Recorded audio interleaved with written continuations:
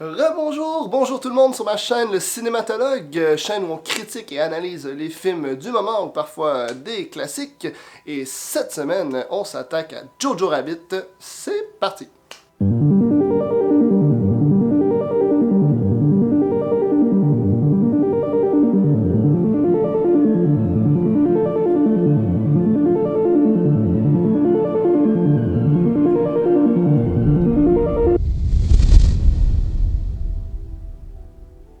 Alors, Jojo Rabbit est un film qui est réalisé par Taika Waititi, qui est connu pour avoir fait Thor Ragnarok. Hein, qu'est-ce que vous voulez, personne n'est parfait. Mais il est surtout reconnu pour avoir fait What We Do in the Shadows, qui est un documentaire qui en fait un faux documentaire et qui a travaillé aussi avec Flight of the Conchords pour ce film. Si vous n'avez pas vu ce film, allez le voir, c'est une comédie incroyable. Alors, quelle est l'histoire de Jojo Rabbit? Eh bien, c'est l'histoire d'un jeune garçon qui s'appelle Jojo, qui se situe durant la Deuxième Guerre mondiale. Eh bien, ce jeune garçon est brainwashé par la propagande nazie et va même avoir un ami imaginaire et qui est Adolf Hitler. Et dans cette histoire, en fait, le jeune garçon va vraiment découvrir peu à peu que le nazi est pas tant bien et qu'en fait il va rencontrer une juive qui vit chez eux et cette relation va vraiment mettre en perspective tout ce qu'il avait dans son cerveau depuis ce temps.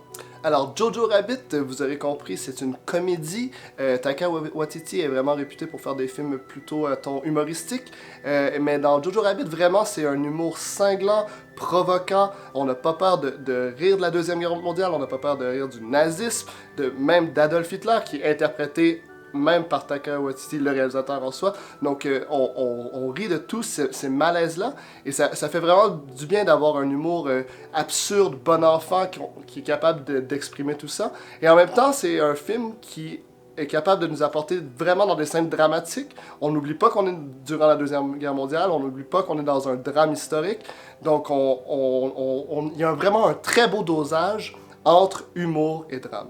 Alors, Jojo Rabbit est un film humoristique qui se passe durant la Deuxième Guerre mondiale et c'est vraiment un pari réussi parce que c'est pas évident de toucher à ce sujet et d'en faire un film d'humour.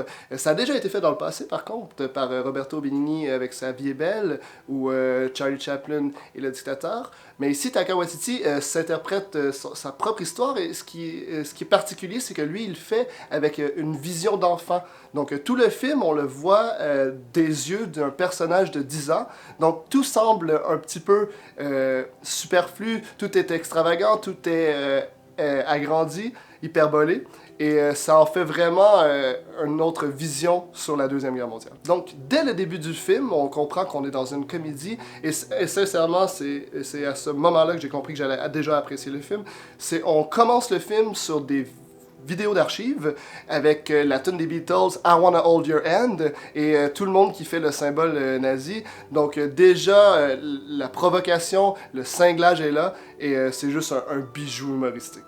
Donc, le jeune acteur qui interprète Jojo est excellent. Scarlett Johansson qui interprète la mère aussi est très bonne dans son rôle. Je crois qu'elle est nominée pour les Oscars. Je crois pas qu'elle va le remporter, mais quand même, elle fait un bon travail.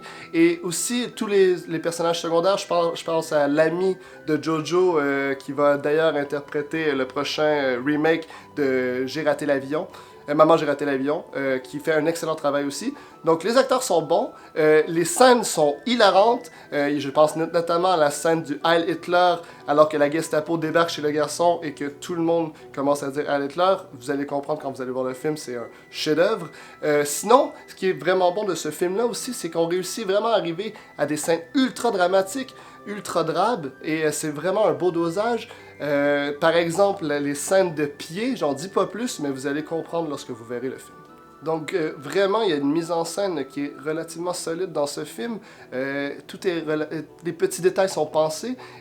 Par exemple, lorsqu'on va découvrir la juive qui se cache dans la maison de Jojo, on le filme comme si c'était un film d'horreur. Parce que dans la tête de Jojo, les juifs sont des monstres, c'est des créatures abominables. Je vais mettre le sous-titre pour vous à la maison. Et en fait, elle sort du placard avec une main un peu comme dans The Thing. Les plans sont très... comme dans un film d'horreur. Et c'est bien réussi.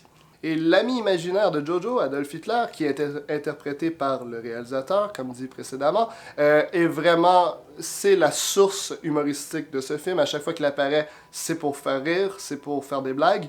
Et aussi, c'est très intelligent comment c'est utilisé. En fait, plus que le film avance, plus qu'il va disparaître. Parce que Jojo va bien se rendre compte que la propagande nazie dans sa tête ne fait de moins en moins de sens en découvrant la juive, en apprenant à la connaître, mais aussi en apprenant son entourage, sa mère, ses amis. Il comprend que eh bien, les juifs, finalement, c'est pas des monstres.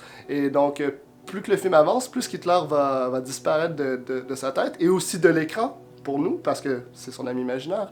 Alors, c'est vraiment bien réussi, jusqu'à même la scène finale où il se débarrasse complètement de Hitler, et ça, je vous laisse la surprise. Donc, pour conclure, Jojo Rabbit, ce n'est pas un grand film, ce ne sera pas le meilleur film que vous aurez vu de votre vie, mais c'est certainement un très bon film, un bon divertissement. Je trouve aussi que c'est surtout un film qui a été très singulier et authentique dans la façon de traiter la Deuxième Guerre mondiale et cette époque assez robuste de notre histoire. Si je dois donner une note d'ensemble, je donnerais un bon 7.5 sur 10. Vous allez extrêmement rire, vous allez avoir des moments touchants, vous allez pleurer. Donc allez voir ce film en salle, je vous le conseille. Et on se dit à la semaine prochaine. Ciao!